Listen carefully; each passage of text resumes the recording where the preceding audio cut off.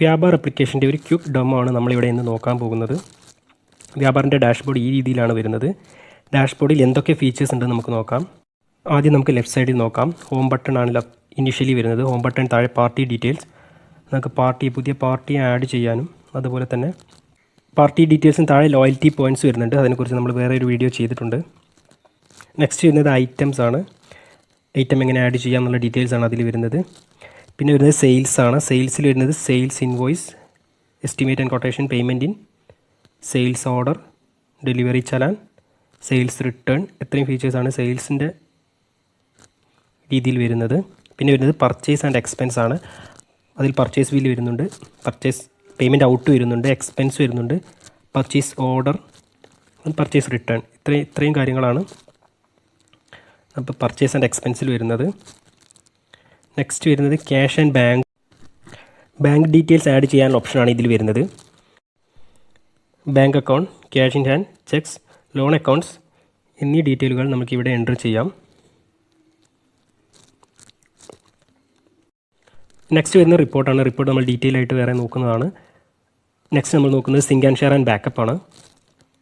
ഇതിൽ വരുന്നത് മെയിനായിട്ട് വരുന്നത് നമുക്ക് യൂസറെ ആഡ് ചെയ്യാനുള്ള ഓപ്ഷൻ ഇവിടെയാണ് വരുന്നത്. നമുക്ക് യൂസറെ ആഡ് ചെയ്യാനുള്ള ഓപ്ഷൻ നമുക്ക് ഇവിടെ ഡീറ്റെയിൽ എൻ്റർ ചെയ്യാവുന്നതാണ്. നെക്സ്റ്റ് ഓട്ടോ ബാക്കപ്പ് സെറ്റിംഗ് ചെയ്യാനുള്ള ഓപ്ഷനാണ് വരുന്നത്. നമുക്ക് ഓട്ടോ ബാക്കപ്പ് ഇവിടെ സെറ്റ് ചെയ്യാവുന്നതാണ്. ബാക്കപ്പ് ഫ്രീക്വൻസി നമുക്ക് അവിടെ സെറ്റ് ചെയ്യാവുന്നതാണ്. ബാക്കപ്പ് നമ്മുടെ കമ്പ്യൂട്ടറിലേക്കും അതുപോലെ തന്നെ ഡ്രൈവിലേക്കും കൊടുക്കാനുള്ള ഓപ്ഷൻ ഇവിടെ വരുന്നുണ്ട്. കൂടാതെ റീസ്റ്റോർ ബാക്കപ്പ് നമുക്ക് റീസ്റ്റോർ ചെയ്യാനുള്ള ഓപ്ഷൻ ഉണ്ട്. യൂട്ടിലിറ്റീസിൽ വരുന്നത് അക്കൗണ്ടൻറ്റിന് ആക്സസ് കൊടുക്കാനുള്ള ഓപ്ഷൻ വരുന്നുണ്ട്. ബാർകോഡ് ജനറേറ്റ് ചെയ്യാനുള്ള ഓപ്ഷൻ ഉണ്ട്. ഐറ്റം ഇമ്പോർട്ട് ചെയ്യാനുള്ള ഓപ്ഷൻ വരുന്നുണ്ട്. ബൾക്കായിട്ട് ഐറ്റം ഇമ്പോർട്ട് ചെയ്യാനുള്ള ഓപ്ഷൻ വരുന്നുണ്ട്. ഡാറ്റ നമുക്ക് ടാലിന്ന് ഇമ്പോർട്ട് ചെയ്യാനുള്ള ഓപ്ഷൻ ഇവിടെ വരുന്നുണ്ട്. അതുപോലെ തന്നെ പാർട്ടീന് ഇമ്പോർട്ട് ചെയ്യാനുള്ള ഓപ്ഷൻ വരുന്നുണ്ട്. നമുക്ക് ടാലിയിലേക്ക് എക്സ്പോർട്ട് ചെയ്യാം. അതുപോലെ തന്നെ ഐറ്റം എക്സ്പോർട്ട് ചെയ്യാനുള്ള ഓപ്ഷൻ വരുന്നുണ്ട്. നമ്മുടെ ഫിനാൻഷ്യൽ ഇയർ ക്ലോസ് ചെയ്യാനുള്ള ഓപ്ഷനും അതുപോലെ തന്നെ അവിടെയാണ് വരുന്നത്. നെക്സ്റ്റ് വരുന്നത് സെറ്റിംഗ്സ് ആണ്. സെറ്റിംഗ്സിൽ ജനറൽ സെറ്റിംഗ്സ്, അതുപോലെ തന്നെ നമ്മുടെ ട്രാൻസാക്ഷൻ സെറ്റ് ചെയ്യാനുള്ള ഓപ്ഷൻ, പ്രിൻറ്റ്, നമ്മുടെ ഇൻവോയ്സ് തീം സെലക്ട് ചെയ്യാനുള്ള ഓപ്ഷൻ ഇവിടെ വരുന്നുണ്ട്. അതുപോലെ തന്നെ പ്രിൻ്റർ സെലക്ട് ചെയ്യാനുള്ള ഓപ്ഷൻ ഇവിടെയാണ് വരുന്നത്. പിന്നെ tax and GST, transaction message, നമ്മുടെ വാട്സപ്പുമായിട്ടുള്ള ഇൻറ്റഗ്രേഷൻ ഇവിടെയാണ് വരുന്നത്. അതുപോലെ തന്നെ മെസ്സേജ്, നമ്മുടെ കസ്റ്റമൈസേഷൻ ചെയ്യാനുള്ള ഓപ്ഷൻ ഇവിടെയാണ് വരുന്നത്.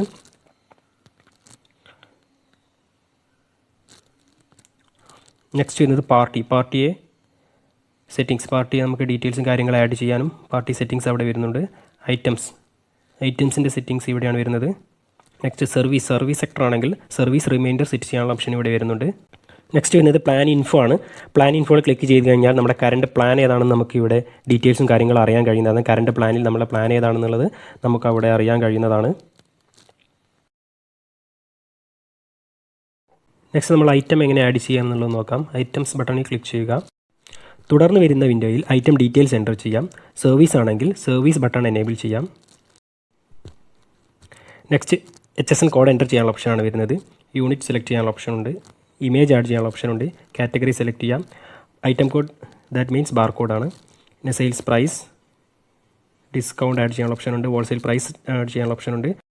നെക്സ്റ്റ് പർച്ചേസ് കോസ്റ്റ് എൻ്റർ ചെയ്യാനുള്ള ഓപ്ഷനാണ് വരുന്നത്. ടാക്സ് നമുക്കിവിടെ സെലക്ട് ചെയ്യാം.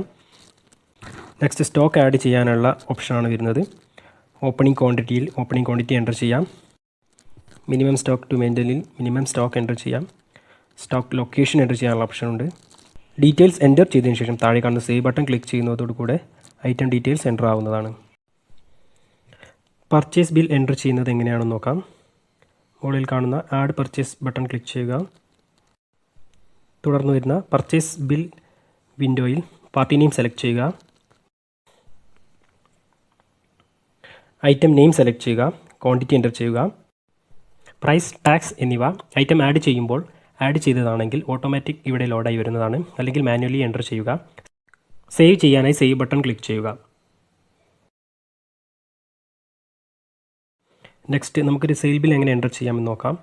ആഡ് സെയിൽ ക്ലിക്ക് ചെയ്യുക. തുടർന്ന് വരുന്ന സെയിൽ വിൻഡോയിൽ ക്രെഡിറ്റ് ആണെങ്കിൽ ക്രെഡിറ്റ് എനേബിൾ ചെയ്യുക. പാർട്ടി നെയിം സെലക്ട് ചെയ്യുക. ഫോൺ നമ്പർ സെലക്ട് ചെയ്യുക. ഐറ്റം നെയിം എൻ്റർ ചെയ്യുക. ക്വാണ്ടിറ്റി എൻ്റർ ചെയ്യുക. സെയിൽ പ്രൈസ് എൻ്റർ ചെയ്യുക.